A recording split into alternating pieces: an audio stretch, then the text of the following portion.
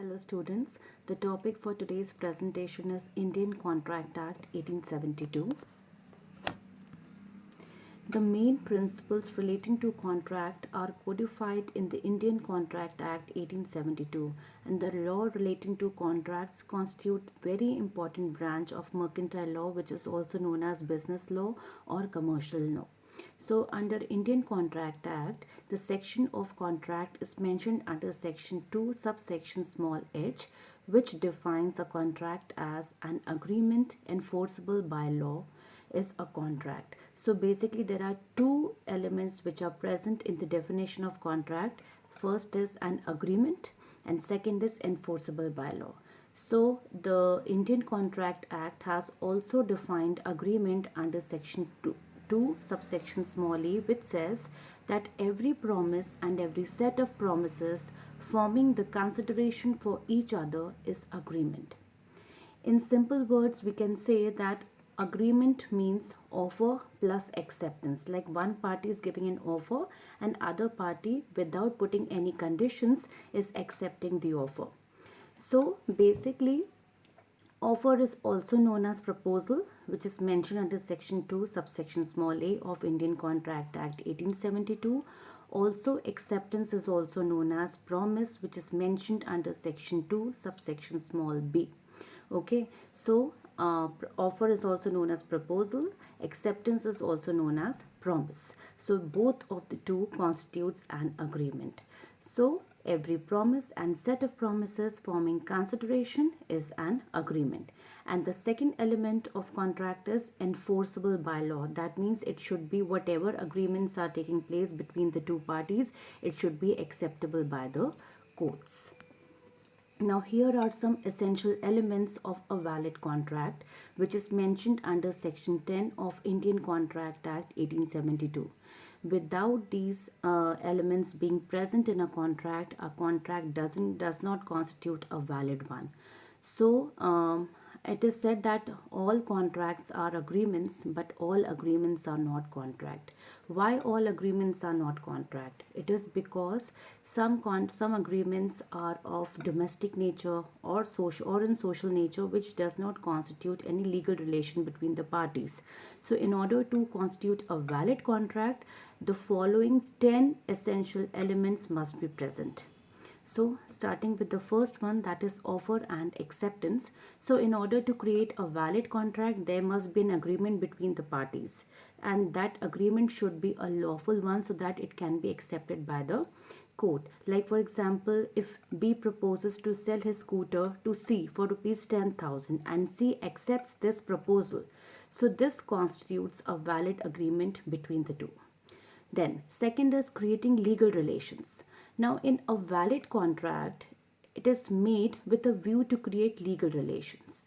It means that parties must intend that if one of them fails to perform his promise, one would be answerable in the law for that failure. Like for example, if a father fails to pay you a pocket money, so the you cannot sue your father for the failure of his promise, because it is purely a domestic arrangement. There was no such agreement which would be resulting in creating a legal relation. So definitely in businesses, creating legal relations are very important, so that if either of the party breaks its or his or her promise, then at least in this agreement, this contract can be enforceable by law. Then third is lawful consideration. Consideration means something for something. In legal terms, it is said quid pro quo, which means something for something or something in return. So, this consideration, it is something which is of some value, okay, in the eyes of law, and it should be lawful as well. It should not be forbidden by law, it should not be fraudulent, it should not involve any injury to any person or the property. Like for example, B promises to obtain for C an employment in a government organization, for which C promises to pay 10,000 to B. Now here the consideration is unlawful as it amounts to a bribe, which is forbidden by law. The fourth important element of a valid contract is capacity of parties to a contract. Now the parties to the contract must be capable to enter into a contract. If they doesn't possess that contractual capacity, then the agreement will not form a valid one. It will not create a valid contract. Like section 11 of the Contract Act explains the capacity of parties who can enter into a contract, as well as the parties who are incapable of entering into a contract. So in order to be a capable party, one has to be a person of majority, that is, a person who has attained the age of 18 years. Then second is the person should be of sound mind, and the third is that person is not disqualified by law as per Indian Contract Act 1872. Then the fifth one is free consent. Now, for a contract to be a valid one, it is essential that the two parties entering into a contract, their consent must be free and genuine. Otherwise, they would not intend to create a legal relation. They must have made the contract of their own will and not under any pressure or fear. Like section 14 of the contract states that if the consent is said to be free when it is not caused by coercion. Coercion means physical harm or physical fear. Then second is undue influence. If somebody is applying influence on you to enter into a contract, so that means that agreement or contract is not made out of free consent. Then third is fraud. Now fraud is like when somebody is trying to deceive you, another party. So again, the consent is not free. Then misrepresentation. Now this misrepresentation also constitutes an invalid contract, because here the parties have entered into a contract by misrepresentation. And fourth and the fifth one is by mistake. The parties have entered into a contract by mistake, then again the contract becomes void. So if a person is entered into a contract by which is caused by coercion or undue influence or fraud or misrepresentation, then the contract becomes voidable at the option of the aggrieved party who has been forced to enter into the contract.